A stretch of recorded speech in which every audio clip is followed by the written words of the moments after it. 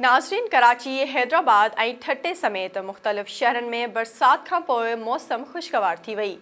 मौसमियात खाते अॼु शाम ऐं सुभाणे खां तेज़ हवाउनि ऐं तेज़ बरसात जी अॻकथी कई आहे।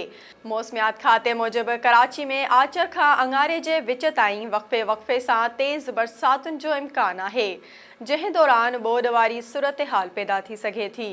सिविल एविएशन अथॉरिटी (CAA) मौसमियात खाते पारां कराची में तेज़ हवाउनि ऐं गजगोड़ सां बरसात जी अॻकथी खे नज़र में रखंदे कराची जे जिन्ना इंटरनेशनल एयरपोर्ट ते एहतियाती तदबीरुनि जा हुकुम जारी करे छॾिया आहिनि।